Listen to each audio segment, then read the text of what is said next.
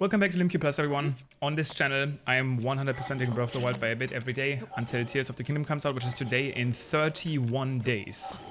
If you haven't been following the series, I basically completed the game 100%, but I just installed the DLC, which means now we are back at 98.53% because we need to find a bunch more shrines and the final trial as locations to actually wrap this up. I'm carefully gonna make my way into Farron right now without unintentionally discovering the Zonai ruins, because I need to do some preparations before starting the DLC to make this a more seamless experience. The plateau in the DLC is not necessarily considered an easy thing to do. I'm actually going to be flying directly over the Zonai ruins, so hopefully I don't unintentionally discover them. I want to talk about the potential for Tears of the Kingdom DLC today, as I prepare for this task. But yeah, basically I'm going to be getting a bunch of durians, some fire arrows as well. Those are some of the materials that make completing the DLC quite a bit easier. And of course it's raining. We are in Farron after all. Well, the rain hasn't caught up with us yet. So that's what I'm going to be doing. I might also be getting some better. I really don't want these durians to roast. They are definitely a lot more useful when you cook them, because they can completely refill your hearts, which allows you to make the DLC very easy. I'm going to be doing some commentary for the DLC once I get there. That might not be in today's episode though. We will probably be starting it but not be getting any shrines. We have a lot more stuff to do now, but we still have 30 days to finish the DLC, the boss fight, and all while I'm talking about Tears of the Kingdom stuff. It's definitely going to be pretty exciting, but that's going to make us have the most complete playthrough of this game before Tears of the Kingdom does come out.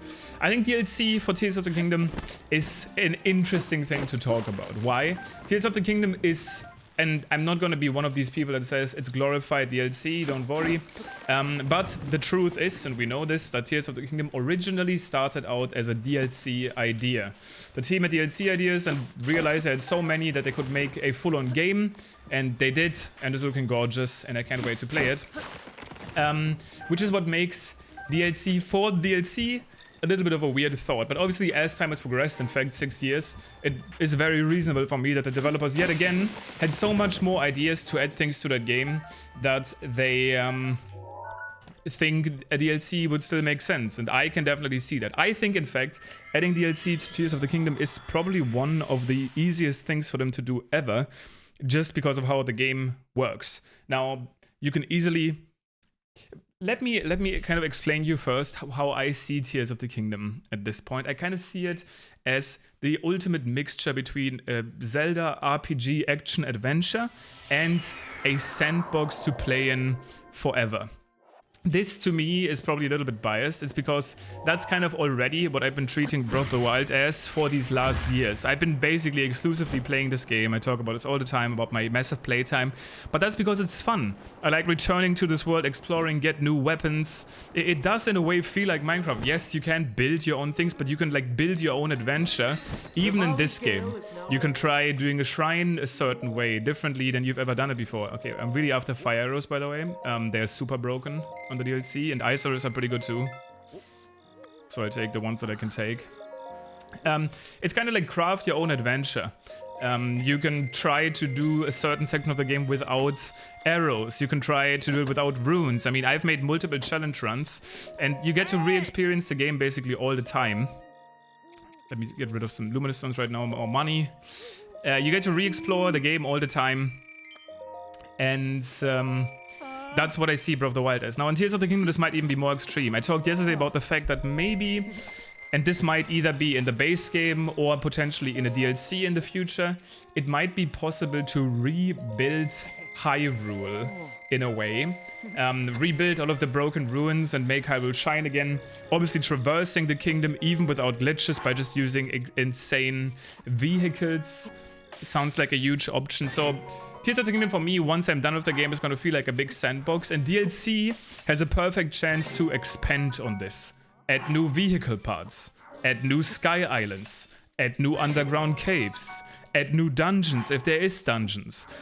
One huge potential for DLC is something that we've been talking about for a long time, and we still don't know if it's going to be in Tears of the Kingdom or not, which at this point it seems unlikely, because I feel like at one point Nintendo would play that card, they would reveal this to us, and that's a playable Zelda. I keep thinking about the fact that yes, Tears of the Kingdom is literally out in like 30 days, but there's still a pretty big chance that next week or so, or maybe even later, closer to the game's release, maybe like 2 weeks away from the game's release, we could get another trailer. Kind of like a release trailer that has a little bit more about the story and maybe shows a short gameplay segment of, and this is the point I'm making here, playable Zelda. Playable Zelda could be in the game. I know a lot of people don't want it. I personally would like it. And if not, in my opinion, that's a perfect DLC edition. Make another playable character. It could be as easy as just the same game, but you play Zelda and you have some different abilities.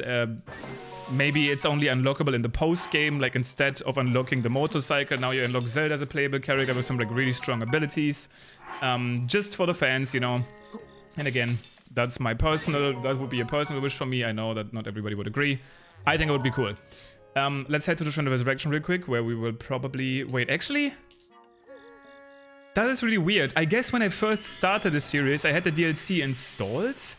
I don't remember this, because usually I should have, from warping, have gotten this introduction cutscene for the DLC, where Monk Moscotia is basically like, yo, there's DLC. But I guess I had that happen like 100+ days ago.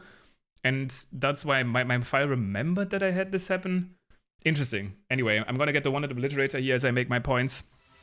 I personally think Tears of the Kingdom, as this ultimate sandbox that it is the easiest one to expand upon. Again, add new Sky Islands, add playable Zelda, add new dungeons if dungeons are a thing, add new vehicle parts, underground caves. I think expansions are really easy and would be welcomed by the community. Or would it? At least for me, let me know if you guys think DLC is something that you would even look forward to, or are you already upset that Nintendo is increasing Tears of the Kingdom's price? I know that there's a huge amount of people that don't probably want to even think about DLC simply for the fact that they are not even sold on Tears of the Kingdom in the first place. But that was the point I was just making. Maybe we will still get a trailer that, some sort of release trailer or story trailer that confirms some stuff to us. Let me double check here. We should be able to spawn the One-Hit Obliterator here, right? I think I actually kind of broke the DLC. Shouldn't the One-Hit Obliterator be like next to me right now? Or does it come out of the ground? Oh no, okay, never mind. It just spawns. I kind of forgot how this works.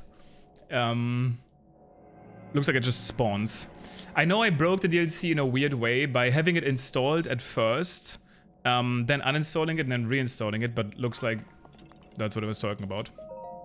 We're gonna be not taking it because my weapon stash is full. What can we get rid of here? This Korok leaf. It's not really needed. Will you pick up the One-Hit Obliterator? Even though I'm pretty sure... Can you even... I'm not a DLC expert. I'm not sure right now if I'm even going to be able to save once I have this in my hand. But we're going to figure it out. But do you even want DLC? I think I personally really do. Just because of how I treat these games in the first place. I kind of treat them as these games I play for a long time, as the sandbox that I wouldn't mind being expanded upon with new areas that I get to then explore and complete. And maybe even do speedruns with, or challenge runs about. So I'm all aboard. I don't know if it's gonna happen in the first place. Maybe not, because Tears of the Kingdom already started as a DLC idea. But I wouldn't mind. That's kind of what I wanted to brainstorm today. Having playable characters, I think could be cool. Having new Sky Islands or underground caves, that would be cool. New abilities. I think the possibilities are pretty big. In terms of story, I'm not so sure. It really depends on what the Tears of the Kingdom story is going to be like. If it's really about kind of like closing the cycle between Breath of the Wild and Tears of the Kingdom, I think it would be weird to have like another story to explore. I think I personally would more appreciate, just content, playable content, characters, abilities, weapons, etc., that sort of stuff. Just because, again, how I treat these games. I almost treat these games like people would treat, Minecraft or these long-term sandboxes games that really benefit from content patches. But at the same time, I know a lot of people are not really big fans of these, what's the right words here? I think live service type games. So I can understand, especially with the Tears of the Kingdom €70 price increase, that they might not be super fond of it. Anyway, does the game let me save here? It does. Perfect. Actually, I'm not sure because you have to press the save button in order to know. If it does, then this is where we'll start tomorrow. I'm probably gonna be explaining some optimized strats for the Breath of the Wild DLC, if you still haven't done that, because honestly, my brain power will be mostly consumed with doing this fast and efficient without taking unnecessary deaths. So this is where I'm gonna be saving it. Maybe I'll go for a long episode tomorrow and finish the entire Great Plateau in DLC, mainly also because I just want to get it done with, and then I can spend one episode with commentary and try-hard gameplay, and spend the other episodes more with talking about Tears of the Kingdom and things that are on my mind. I think that's probably a good way to do it. Anyway, this is it today, just some DLC preparation, talking about DLC possibilities for Tears of the Kingdom. Thank you for watching. It will be out in literally 30 days tomorrow. Thank you, as always, for hanging out. Happy Easter, by the way, if you're celebrating it. And I'll see you guys tomorrow.